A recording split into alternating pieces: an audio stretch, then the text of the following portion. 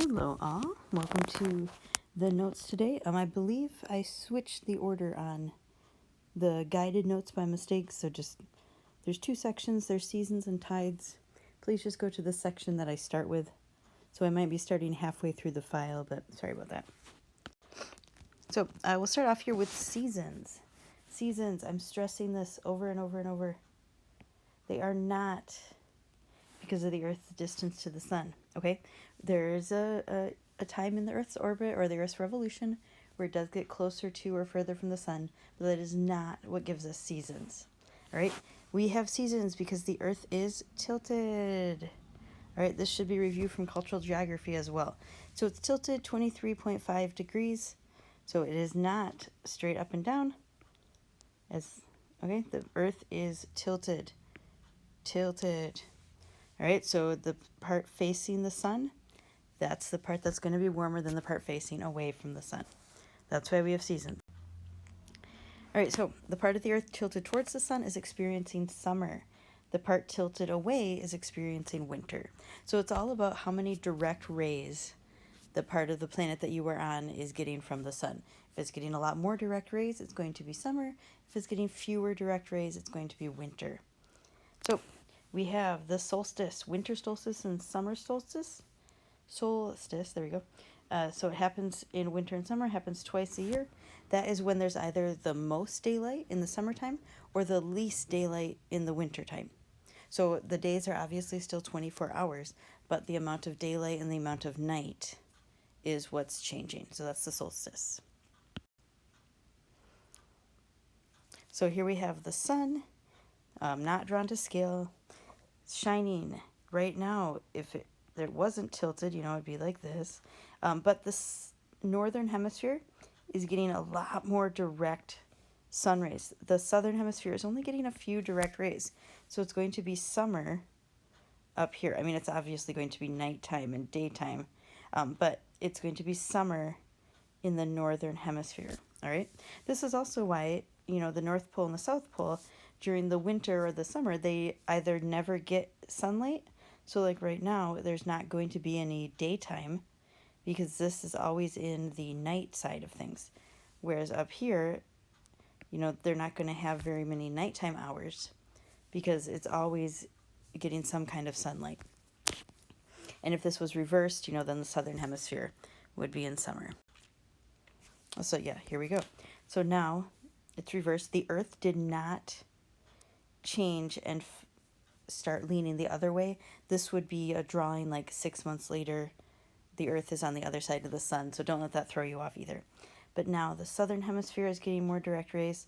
The northern hemisphere is getting fewer. It's winter in the northern hemisphere. It's summer in the southern hemisphere. Day and night line here. So right here, they're not getting any rays really during the daytime. So it's going to be dark about 24 hours a day here. All right, when the whole Earth is getting an even amount, it's spring or fall. So that's when we have about 12 hours of day, 12 hours of night, and the whole Earth from North Pole to South Pole is getting about the same amount of daylight and night. And then we have the spring or fall equinox. I think equinox equal. It's when the Earth gets equal amount of light and dark. I've seen people say that, you can balance eggs on the equinox, which it's cool to try, but you can balance eggs on their end at any time. But this is when the sun's directly over the equator, so we're getting equal amounts of day and night. So drawing a picture here. Here's the sun. All right, this would be looking at the solar system, the sun, earth, moon system, from an outsider's perspective, from outside of the Earth, okay? I'm going to draw 4 Earths. There's obviously not 4 Earths, but we have 4 seasons, so I'm drawing 4 Earths. All right, and I'm going to draw the tilt. So see, the Earth does not change its tilt. It just kind of depends on its perspective, and then we'll say it's going around this way. So this is kind of a looking down on the orbit of the Earth. Here's its equator, so that we know what is northern hemisphere, what's southern hemisphere. If you want to, you can shade in the part that's dark, the part that's night, if that helps you. This part, the whole backside of the Earth is to me, so it's dark. this side, the whole lit side of the earth is to me, so it's all lit up. So right here, we're going to say the seasons for the northern hemisphere. The northern hemisphere is facing the sun, so it's going to be summer. All right, that means that over here, the northern hemisphere is not getting a lot of sun, so it's going to be winter. Between summer and winter, I have fall or autumn. Between winter and summer, I have spring. So this is our picture here. Some things to keep in mind: the tilt of the earth and how much is getting the direct sunlight from the sun. So where these rays are going the most. All right, switching gears here to tide. Tides happen 4 times a day: 2 high tides, 2 low tides. It's caused by the gravity of the moon and the sun. All right, so it's kind of some crazy things here. This is low, so Bay of Fundy, I want to say that's up in Canada somewhere. How low the low tide is versus how high the high tide is. So, yeah, how much lower this ship is and how much higher it is here. So it's pretty extreme. All right, there's 2 main types of tides. We have spring tides. They do not happen during the spring. That's just what they're called. They're more extreme high and extreme low tides.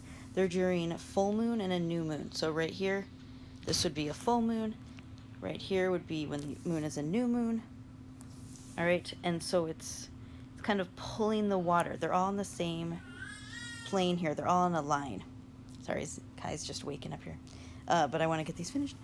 So the sun, moon, and earth, they're all on a straight line. Higher high tides, lower low tides. Since they happen during full moon and new moon, they would happen about every 2 weeks. Neap tides. This is when there's smaller tidal range, so it's not nearly as extreme. This is where the moon is perpendicular to the earth, or I mean, it could be down here too.